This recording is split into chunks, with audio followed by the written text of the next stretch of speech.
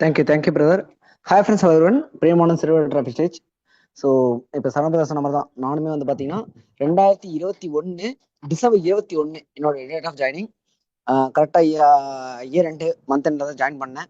Join பண்ணி இப்போ இந்த வருஷம், அதாவது இப்போ லாஸ்ட் வீக் வந்து திருப்பூர் ஆஃப்லைன் மீட்டிங் போனோம். ஸோ அன்னைக்கு வந்து பார்த்தீங்கன்னா என்னோட 3 இயர்ஸ் அப்படிங்கிறது கமிட் ஆகுது இந்த ஸ்டேஜில். ஸோ இந்த 3 வருஷமா நான் கற்றுக்கிட்ட ஒரு விஷயம், ஒரு ஒரு 3 to 4 பாயிண்ட்ஸ் மட்டும் அப்படியே நான் பாயிண்ட் பண்ணி நான் ஷேர் பண்ணலாம்னு நினைக்கிறேன். ஏன்னா இந்த 3 வருஷத்துல நான் அவ்வளோ விஷயம் நான் வந்து பார்த்த விஷயங்கள், எதை பண்ணணும் எதை பண்ணக்கூடாது அப்படின்னு சொல்லி பார்க்கும்போது, இப்போ சிஸ்டர் சொன்னாங்க, செகண்ட் சிஸ்டர், அதாவது என்னன்னா பிரான்ஸ் வர வரைக்கும் நமக்கு லேர்னிங் அப்படின்னாங்க. ஆனால் நான் புரிஞ்சுட்ட ஒரு விஷயம், இங்கே பிரான்ஸ் வர வரைக்கும் லேர்னிங் அப்படிங்கிறது கிடையாது. நம்ம வந்து லைஃப்பை சேஞ்ச் பண்ணுற வரைக்கும் இங்கே லேர்னிங் அப்படிங்கிற ஒரு விஷயத்த நான் தெரிஞ்சுக்கிட்டேன். ஏன்னா இங்க நிறைய பேர் ஒரு டார்கெட் ஃபிக்ஸ் பண்ணிட்டு பிரான்ஸ் வந்தா போதும், பிரான்ஸ் வர வரைக்கும் லேர்னிங், அதுக்கப்புறம் டீமுக்கு நம்ம சொல்லி கொடுக்குறோம் அப்படின்னு நினைக்கிறாங்க. ஆனா அதுக்கப்புறம் தான் உண்மையாலுமே நம்ம வந்து பிசினஸ் வந்து சீரியஸா எடுத்து பண்ணணும். அதுக்கப்புறம் இன்னும் நிறைய விஷயம் கத்துக்க வேண்டியிருக்கு. ஒரு டீம் மேனேஜ்மெண்ட், ஒரு டீம் டெவலப்மெண்ட், இந்த மாதிரி நிறைய விஷயம் கத்துக்க வேண்டியிருக்கு அப்படிங்கிறத நான் உணர்ந்தேன். எப்ப அப்படின்னா, நான் நான் குவாலிஃபைட்ல இருந்து குவாலிஃபை பண்ணும்போது. ஏன்னா நான் ஜாயின் பண்ணதுல இருந்து நான் பெருசா வந்து ஒர்க் பண்ணல. உண்மை அதுதான். ட்ரைனிங் வந்தேன். அதாவது நான் ஃபர்ஸ்ட் நான் ட்ரைனிங் அட்டன் பண்ண டேட் வந்து பாத்தீங்கன்னா, இன்னைக்கு எனக்கு ஞாபகத்துல இருக்கு. டிசம்பர் 31 எல்டிபி வந்து ஃபர்ஸ்ட் நான் உண்மையாலுமே எல்டிபி பார்த்தது டிசம்பர் 31. ஐடி போடும்போது நான் முழுசா பார்க்கல. ஏதோ இது என்னன்னு தெரிஞ்சுக்கணும்னு நினைச்சு பார்த்தேன். ஐடி போட்டாச்சு, என்னோட ரிலேட்டிவ் ஐடி போடணும்னாங்க, போட்டாச்சு. ப்ராடக்ட் பர்ச்சேஸ் பண்ணாங்க, பர்ச்சேஸ் பண்ணியாச்சு. பட் என்ன பிசினஸ் என்னதுன்னு ஃபுல் டீட்டெயில் எனக்கு தெரியாது. ஸோ ஒரு கன்சூமரா உள்ள வந்துட்டேன். பட் எனக்கு பிசினஸ் பண்ற ஐடியா இருக்கு, ஆனா இந்த பிசினஸ் பண்ண முடியுமான்ற ஒரு நம்பிக்கை இல்லை. ஸோ அப்படிதான் உள்ள வந்தது. ஆனா உள்ள வந்ததுக்கு அப்புறம் டிசம்பர் 31 வந்து ஃப்ரீயா இருந்தேன்னு சொல்லிட்டு எல்டிபி பார்த்தேன். 7 எல்டிபி 7 o'clock பாக்குறேன். பார்த்ததுக்கு அப்புறம் தான் பிசினஸ்னா என்னன்றதை ஸ்டடி பண்ண ஆரம்பிச்சேன். அன்னைக்கு லேர்ன் பண்ண ஆரம்பிச்சது. அன்னைக்கு நைட்டே ட்ரைனிங் அட்டன் பண்ணேன். இன்னைக்கு டிசம்பர் 31 அன்னைக்கு. அதுக்கப்புறம் அன்னையில இருந்து இன்னைக்கு வரைக்கும் ட்ரைனிங் அப்படிங்கிறத நான் ஸ்கிப் பண்ணவே இல்லை. இங்க எல்லாரும் யோசிக்கிற ஒரு விஷயம், நிறைய நெகட்டிவிட்டி ஃபேஸ் பண்றோம். இன்வைட் பண்ணும்போது எனக்கு வந்து ஐடி வரல அப்படின்றது. ஸோ நான் இன்வைட் பண்ணது எதெல்லாம் பண்ணக்கூடாதுனோ அதெல்லாம் பண்ணேன். அதாவது இன்விடேஷன் அப்படிங்கிறத மொத்தமா கொடுத்தேன். சரவணன் சொல்லுவாங்க, அப்பெல்லாம் வந்து பாத்தீங்கன்னா அதுக்கப்புறம் தான் அந்த இன்வைட், ஹவு டு இன்வைட் அப்படிங்கிறதே லைவ்ல கொடுக்குறாங்க சரவணபுரி. இப்போ வந்து எல்லாமே நம்ம வந்து நிறைய விஷயம் நம்மளுக்கு லீடர்ஸ் சொல்லி கொடுக்குறாங்க. அப்போ வந்து பாத்தீங்கன்னா ட்ரைனிங் மூலம் தான் கத்துக்கிட்டோம். ஸோ ஹவு டு இன்வைட், எப்படி இன்வைட் பண்ணணும்னு கூட எனக்கு தெரியாது.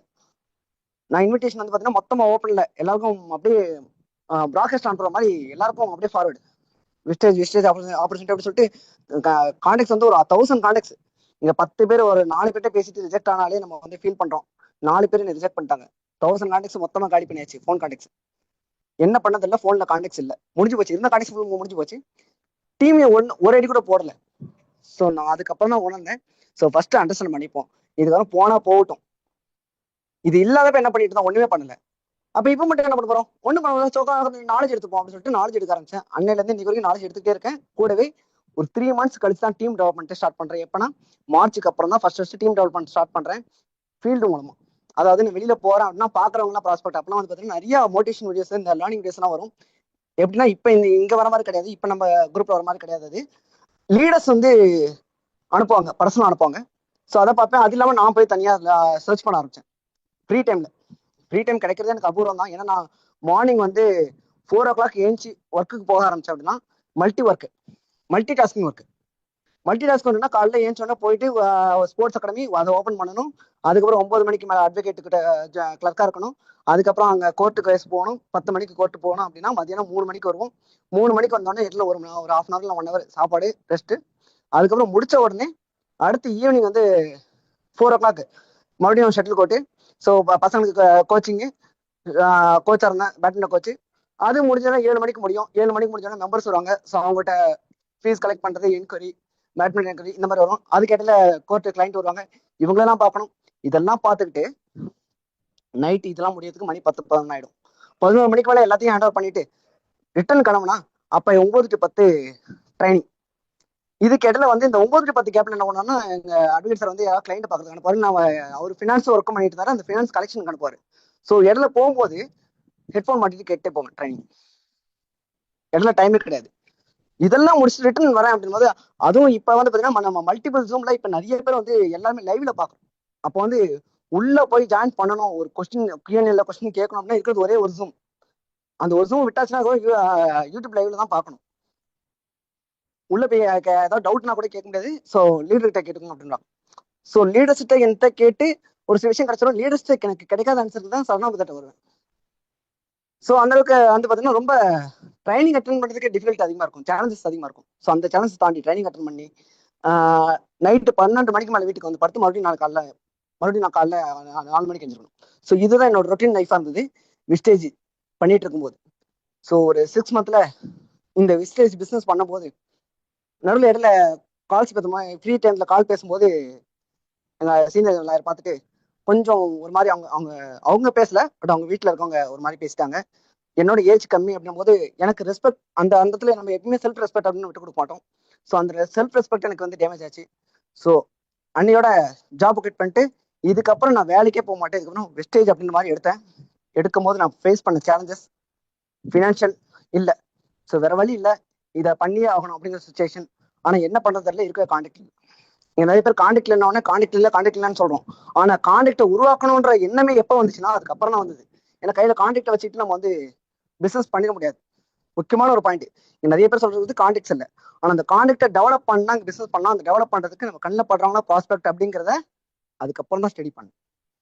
ஆனா அவங்ககிட்ட போய் பேசணும்னா நம்மளுக்கு நாலேஜ் வேணும், புரிதல் வேணும், எப்படி இன்வைட் பண்ணணும்னு தெரிஞ்சிருக்கணும். ஸோ அதுக்கப்புறம் ஸ்டடி பண்ண ஆரம்பிச்சேன். ஸோ கான்டாக்ட் வந்துட்டா மட்டும் பத்தாது, ஸோ இன்விடேஷன் கத்துக்கணும். ஸோ அப்போ ஒவ்வொரு விஷயமும் லேர்னிங் தான். So invitation learning, contact develop பண்றதுக்கு ஒரு லேர்னிங், ஸோ எப்படி ஒருத்தவங்கிட்ட பேசி கான்டாக்ட் ரிசீவ் பண்றது, அவங்களுக்கு எப்படி இந்த ஆப்பர்ச்சுனிட்டி கொடுக்கறது, ஒரே ஒரு கான்டாக்ட் வாங்கின கையில நம்ம இன்விடேஷன் கொடுத்துடவும் முடியாது. ஸோ ஒவ்வொரு விஷயமும் லேர்ன் பண்ணேன். அதுக்கப்புறம் டீமை டெவலப் பண்ணியாச்சு, சரி கான்டாக்ட் கொடுத்து எல்டிபி கொடுத்து உள்ள கொண்டு வந்துடணும். ஸோ உள்ள கொண்டு வந்து அடுத்த சேலஞ்ச் என்னன்னா அவங்கள நம்மள மாதிரி பிசினஸ் பண்ண வைக்கிறது. அது அதை விட பெரிய சேலஞ்சா இருந்தது. என்ன அப்படின்னா எனக்கு கீழே வந்த எல்லா உமன்ஸ். ஆனா உண்மையை சொல்லணும்னா இப்ப நீங்க பாக்குற இந்த பிரேமானந்த், அதாவது பாசிட்டிவா போல்டா பேசக்கூடிய பிரேமானந்த் பாக்குறீங்க. பட் இதே பிரேமானந்த் ஒரு காலத்துல அதாவது ஒரு 2 years பிஃபோர் என்னோட லீடர் ஆப்னன் மாரஸ் ப்ரோ அண்ட் அஜித் ப்ரோக்கு தெரியும். இவங்க 2 பேர்லாம் ஃபோன் பண்ணி அழுதுருக்கு. என்ன அப்படின்னா எல்லாரும் உமன்ஸ் எல்லாரும் என்கிட்ட பேசுறதுக்கு பிரேமானந்த் பேச மாட்டேன் அப்படிங்கிற மாதிரி சொல்லிட்டாங்க என் டீம் மெம்பர்ஸ். எனக்கு நல்லா ஞாபகம் இருக்கு, அப்பெல்லாம் ஃபோன் பண்ணி அவர்கிட்ட அழுகுறேன். யாருமே என்கிட்ட பேச மாட்டாங்க, கான்ஃபரன்ஸ் கால் பேசணும்னா யாரும் பேச மாட்டாங்க, எப்படி டீமை டெவலப் பண்றது, எப்படி இந்த டீமை நிக்க வச்சு நான் கொண்டு வரது. நான் ஒரு தடவை கியூனியில் வந்து சரணபதியே கேட்டேன், இந்த மாதிரி இருக்காங்கன்னு என்ன பண்ணிட்டோம் அப்படின்னு. அப்ப சரணபதி சொன்னாரு, நீங்க ஏன் உமன்ஸ் மட்டுமே ஜென்ஸ் எடுங்க, ஜென்ஸ் யாரும் வரல. இங்க நிறைய பேருக்கு யோசிக்கக்கூடிய ஒரு விஷயம் நான் சொல்றேன், ஜென்ஸ் யாரும் வரல. அதுக்கப்புறம் நான் வந்து திருப்பியும் மறுபடியும் ஃபீல்ட் ஒர்க் எல்லாம் பண்ணேன். அதுக்கு நிறைய ஒர்க் அவுட் நான் என்னுடைய வேலை தொடர்ந்து பண்ணிட்டு இருந்தேன். ஆனால் எனக்கு இருந்த ஒரே ஒரு சேலஞ்ச் என்னன்னா டீம் ரீட்டைன் பண்றது, டீம் டெவலப் பண்றது ரொம்ப ரொம்ப சேலஞ்சிங்கா இருந்தது. ஏன்னா இந்த சேலஞ்ச் இப்ப எல்லாரும் ஃபேஸ் பண்றாங்கன்னா எனக்கு டீம்னா உடையதான் செய்யும் அப்படிங்கிறத எனக்கு புரிஞ்சுக்கிறதுக்கு சில்வர் வர வேண்டியது. நான் பிரான்ஸ் அச்சீவ் பண்ணது நல்ல விஷயம். நான் டிசம்பர் 2021 ஜாயின் பண்ணேன். 2021 டிசம்பர்ல ஜாயின் பண்ணி 2023 மார்ச்ல தான் பிரான்ஸ் அப்படிங்கிறத குவாலிஃபை பண்றேன். அது வரைக்கும் அவ்வளவு சேலஞ்சஸ் ஒரு டீம் டெவலப்மெண்ட் பண்றதுல. கான்டாக்ட்ஸ் நிறைய எனக்கு கான்டாக்ட்ஸ் இருந்தும் யூஸ் இல்லை. ஸோ வெளியில இருந்தா எனக்கு டீம் மெம்பர்ஸ் வர ஆரம்பிச்சாங்க. இன்னமும் நான் வந்து ஃபுல் எஃபர்ட் போட்டு ஒர்க் பண்ணிட்டு இருக்கேன். எதுக்கு அப்படின்னா எனக்கு டீம் மெம்பர்ஸ் எனக்கு தெரியும் இந்த பிசினஸ் வந்து அடுத்த லெவல் கொண்டு போறதுக்கு எவ்வளவு டிஃபிகல்ட்டி இருக்கும்ட்டு. என் டீம் மெம்பர்ஸ் கண்டிப்பா இந்த டிஃபிகல்ட்டில ஃபேஸ் பண்ணுவாங்க. ஸோ அதுக்கேற்ற மாதிரி நான் சொல்லிக் கொடுக்கறதுக்கு என்ன நான் டெவலப் பண்ணிக்கணும். ஸோ அப்ப நம்ம ஒரு விஷயம் கிடைச்சிச்சு அப்படின்னா ஒரு விஷயம் லேர்ன் பண்ணி முடிச்சிட்டோம் அப்படின்னா அதோட முடியாது. நம்ம அடுத்த ஸ்டேஜ் போகும்போது நம்ம லேர்ன் பண்ணுன்றத உணர்ந்தது எப்பன்னா நான் பிரான்ஸ் அச்சீவ் பண்ணி முடிச்சதுக்கு அப்புறம் நான் நான் குவாலிஃபை ஆனேன். மார்ச்ல குவாலிஃபை பண்ணிட்டு மறுபடியும் ஏப்ரல் நான் குவாலிஃபை ஆனேன் 2023.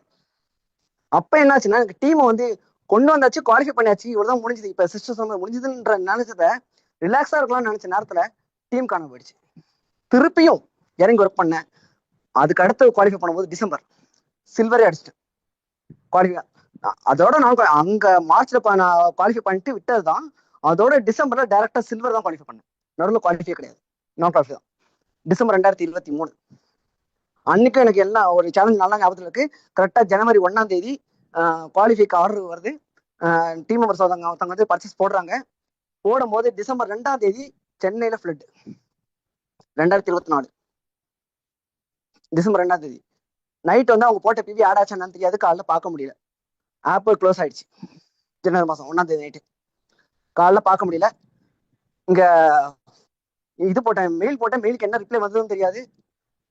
என்னோட அப்ளைன்ட்ட ஃபோன் பண்ணி பேசலாம் பார்த்தா இங்க டவரும் கட்டு. ஸோ அவ்வளோ சேலஞ்சஸ். குவாலிஃபை பண்ணலாம் இல்லையான்னு கூட தெரியாது. அந்த அளவுக்கு ஒரு பக்கம் ஸ்ட்ரெஸ் அப்படியே ஏறிடுச்சு ஜனவரி மாசம், டிசம்பர் முடியும் போது. ஸோ அதுக்கப்புறம் 4 நாள் கழிச்சு எல்லாம் சரியா வந்ததுக்கு அப்புறம் நான் எடுத்து பார்க்குறேன், பார்த்தா குவாலிஃபைட் சில்வருக்கு. ஸோ அப்படி ஒரு சுச்சுவேஷன் வந்து அதுக்கப்புறம் மறுபடியும் சில்வர்ல வந்தாச்சுன்னா போதும்னு நினைச்சேன். மறுபடியும் அங்க ஒரு சேலஞ்சஸ் வந்தது. என்ன அப்படின்னா, கீழே பிரான்ஸ் வந்தாங்களே, அவங்க என்ன மாதிரி சுச்சுவேஷன் ஃபேஸ் பண்ணுவாங்க, அதை நான் யோசிக்காம விட்டேன். ஸோ மறுபடியும் அதே சுச்சுவேஷன் அவங்க ஃபேஸ் பண்ணாங்க. திருப்பி அங்கே இறங்கி ஒர்க் பண்ணேன், சைட்லயும் ஒர்க் பண்ண வேண்டியது. ஸோ இந்த இடத்துல நான் கத்துக்கிட்ட ஒரு விஷயம், லேர்ன் பண்ண ஒரு விஷயம், டீம் மேனேஜ் பண்ணணும் அப்படிங்கிறது. இவ்வளவு நேரம் ஃபோக்கஸ் பண்ணது டீம் டெவலப்மெண்ட். இப்போ என்னன்னா டீமை மேனேஜ் பண்ணணும். ஒரு டீம் வந்து குவாலிஃபை இருக்காங்க, ஒரு நல்ல பெரிய டீம் இருக்குன்னா அந்த டீமையும் பார்க்கணும், அதே போல சின்ன டீமையும் பார்க்கணும். அப்படிங்கும்போது ஸோ இது ஒரு பெரிய சேலஞ்ச். இது ஒரு விஷயம், கத்துக்கிறதுக்கு ஒரு விஷயம். அப்ப இதை கத்துக்க ஆரம்பிச்சேன். இதை கத்துட்டு வரதுக்குள்ள மறுபடியும் அந்த டீம் வந்து உடைய ஆரம்பிச்சது. திருப்பி ரீபில்ட் பண்ணேன், மறுபடியும் ரீபில்ட் பண்ணி அதுக்காக மறுபடியும் ஃபீல்டு போனேன். இங்க ஒரே விஷயம் கடைசிக்கு நான் தெரிஞ்சிட்ட ஒரு விஷயம், சரணம் அடிக்கடி சொல்லுவாரு, நம்ம இன்கம் எடுக்கணும்னா நம்ம தொடர்ந்து உழைக்கணும். அடிக்கடி ஒரு கேள்வி கேட்பாரு இந்த பிசினஸ்லயே, அதுவும் டேரக்டர் சென்டருக்கு போது முக்கியமா கேட்பாரு, யார் உங்க டீம்லயே நல்லா பெர்ஃபார்ம் பண்ணக்கூடிய ஒரு நபர் யாரு அப்படின்னு சொல்லுவாரு. கேட்டுட்டு அதுக்கு பதிலா கடைசியா சொல்லுவாரு, அது நீங்களா தான் இருக்கணும், ஏன்னா நீங்க நல்லா பர்ஃபார்ம் பண்ணாம உங்க டீமை பர்ஃபார்ம் பண்ண வைக்க முடியாது அப்படின்னு. ஸோ அப்ப நான் மைண்ட்ல ஃபிக்ஸ் பண்ண ஒரு விஷயம், என்னைக்காதான் நான் பெஸ்டா இருக்கணும், என் டீம் பெஸ்டா இருக்கும், நான் பெஸ்டா இருந்தா என் டீம் பெஸ்டா இருக்கும் அப்படிங்கிற ஒரு விஷயம். ஸோ அதை மைண்ட்ல நல்லா ஃபிக்ஸ் பண்ணிட்டேன். இன்னைக்கு வரைக்கும் நான் பெஸ்டா இருக்கணும் அப்படிங்கிற ஒரு எண்ணத்துல தான் ஒர்க் பண்ணிட்டு இருக்கேன். எல்லாரை விட நான் பெஸ்டா இருக்கணும். அப்ப நான் டீமுக்கு வந்து எல்லா விஷயத்தையும் நான் கொடுக்கறதுக்கு என்கிட்ட நாலேஜ் இருக்கணும். டீம் வந்து பேலன்ஸ் பண்றது கத்துக்கணும், டீமை ரீட்டன் பண்ண கத்துக்கணும், லீடர்ஸை உருவாக்க கத்துக்கணும். ஏன்னா டீம் எப்ப ரீட்டன் பண்ண முடியும், எப்ப பேலன்ஸ் பண்ண முடியும்னா லீடர்ஸ் இருந்தாதான் பேலன்ஸ் பண்ண முடியும் அப்படிங்கிறத கத்துக்கிட்டேன்.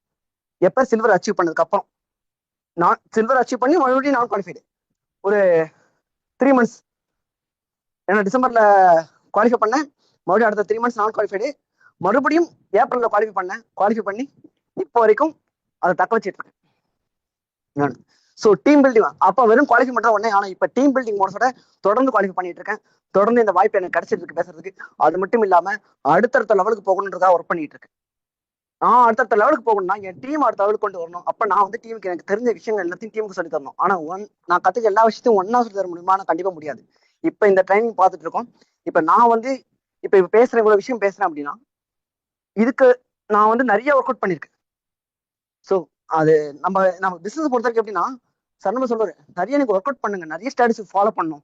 என்னோட அஜித் ப்ரோலாம் எனக்கு கோல்டன் அஜித் ப்ரோ சொல்லுவாரு, நீங்க ஸ்ட்ராட்டஜி போடுங்க, யார் டீம் இருக்காங்க ட்ராக் பண்ணுங்க, எங்க லெக் இருக்குன்னு ட்ராக் பண்ணுங்க, யாரு புதுசா வந்திருக்காங்க, யார் வெளியே போறாங்க ட்ராக் பண்ணுங்க அப்படின்னு. எனக்கு ஃபர்ஸ்ட் அது புரியல. ஆனா அதுக்கப்புறம் நான் இதெல்லாம் ரெகுலரா ஃபாலோ பண்ணும்போது எனக்கு அது புரிய ஆரம்பிச்சது, லெக் ட்ராக் எதுக்காக பண்ணணும் அப்படிங்கிறது. ஸோ ஒரு ஐடி உள்ள வருது, ஒரு ஐடி வெளியே போறது, இதெல்லாம் தெரிஞ்சு வச்சிருக்கணும். ஏன்னா நம்ம வந்து புரிஞ்சுட்ட மாதிரி நம்ம டீம் மெம்பர் புரிஞ்சுக்க மாட்டாங்க. நம்ம லீடர் வந்து ஐடி போட்டுட்டு விட்டுருவாங்க, ஆனா அதுல கூட ஒரு லீடர் கிடைக்கலாம் அப்படின்னு சொல்லுவாங்க. ஒரு லீடர் விட்டு போயிட்டாங்கன்னா, மல்டிபிள் லெக் போட்டு விட்டு போயிட்டாங்களா, அது 3 லெக்கும் உங்களுக்கு 3 எல்எபி, ஒரே ஒரு லெக்ல 3 எல்எபின்னு ஒர்க் பண்ணுங்க, அவங்கள எடுத்து ஒர்க் பண்ணுங்க அப்படின்னு சொல்லி கொடுத்தாரு. ஸோ உண்மையாலுமே இப்ப எனக்கு டீம் வந்து அந்த மாதிரி தான் இருக்கு. ஒரு டீம்ல வந்து பாத்தீங்கன்னா 3 லீடர்ஸ் இருக்காங்க ஒரே ஒரு லெக்ல. ஸோ அந்த மாதிரி எடுத்து நான் எனக்கு லீடர்ஸ் என்னெல்லாம் சொல்லி கொடுத்தாங்க அதை நான் ஒர்க் பண்ண ஆரம்பிச்சேன். ஸோ இந்த மாதிரி நிறைய விஷயங்கள். அப்ப இதுல முக்கியமான ஒரு விஷயம் என்னன்னா, தினசரி எனக்கு மேல இருக்க லீடர் மோரஸ் டைமண்ட் மோரஸ் ப்ரோ, அடுத்தது நான் அவரை பிடிச்சேன். ஏன்னா இப்போ அஜித் ப்ரோ வந்து பாத்தீங்கன்னா அவர் பார்ட் டைமா பண்றாரு, நான் ஃபுல் டைமா பண்றேன். அப்ப எனக்கு ஃபுல் டைமா பண்ணக்கூடிய ஒரு லீடர் சப்போர்ட் வேணும்னு நான் எதிர்பார்த்தேன். மோரஸ் ப்ரோ கான்டெக்ட் பண்ண ஆரம்பிச்சேன். ஸோ டெய்லியும் அவர்கிட்ட ஃபோன் பண்ணி நைட் இன்ஃபார்ம் பண்ணுவேன். ட்ரைனிங் முடிஞ்ச உடனே அட்டன்ஸ்லாம் போட்டு முடிச்சு அவர் ஃபோன் அடிப்பேன், அவர்கிட்ட டிஸ்கஸ் பண்ண நிறைய விஷயம் டிஸ்கஸ் பண்ணுவேன். ஸோ நைட்டு ஒரு 1/2 hour 1 hour டிஸ்கஸ் பண்ணிட்டு தான் படுப்பேன். அப்ப எனக்கு புதுசா ஒரு ஐடியா கிடைக்கும், அடுத்த நாள் என்ன பண்ணலாம், அடுத்த நாள் எங்க ஒர்க் பண்ணணும் அப்படிங்கிற ஒரு எண்ணம் எனக்கு வரும்.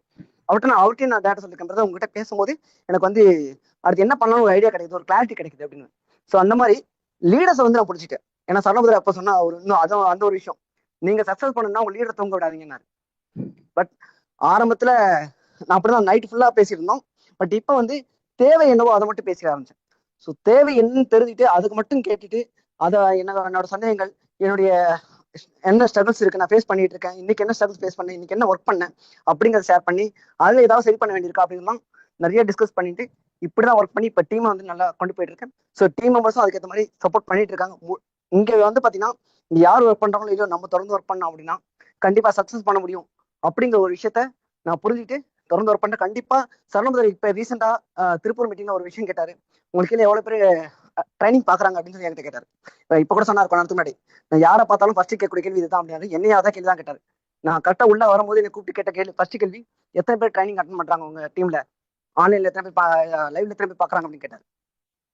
40 பேர் பாக்குறாங்க அப்படின்னு. ஸோ ஃபர்ஸ்ட் உங்க டார்கெட் வந்து 100 பேர் கண்டிப்பா வச்சிருக்கணும் அப்படின்னு எனக்கு. அதாவது என்னன்னா, ஒரு டார்கெட் நம்ம கொடுக்கும்போது மட்டும்தான் அந்த டார்கெட் நோக்கி நம்ம ஓடுவோம். டார்கெட்டே இல்லை, இலக்கே இல்லை, போற திசை தெரியாது. ஸோ இப்போ இலக்கு கொடுத்துருக்காங்க அப்படின்னா அந்த இலக்கை நோக்கி போகும்போது கண்டிப்பா அந்த இலக்கை நம்ம அடைஞ்சிருவோம் அப்படிங்கிற நம்பிக்கை இருக்கு. இந்த லீடர்ஸ் சப்போர்ட், அப்ளைன் சப்போர்ட், நம்ம டாப் லீடர்ஸ் சப்போர்ட், ஸோ இந்த ட்ரைனிங் சிஸ்டம், இன்னொரு சொல்லுவாங்க, அதாவது இஷ்டப்படி இருக்கக்கூடாது, சிஸ்டம் படி இருக்கணும். ஸோ இந்த சிஸ்டம் படி நம்ம ஒர்க் பண்ணோம் அப்படின்னா கண்டிப்பா சக்ஸஸ் பண்ண முடியும். ஸோ அந்த சிஸ்டத்தில் நான் ஒர்க் பண்றேன். என் டீம் மெம்பர்ஸ், நாட் ஓன்லி என் டீம், மொத்த டீமும் ஸோ சிஸ்டம் படி ஒர்க் பண்ண கண்டிப்பா சக்ஸஸ் பண்ணலாம் அப்படிங்கிறத சொல்லி நான் முடிச்சுக்கிறேன். Thank you brother.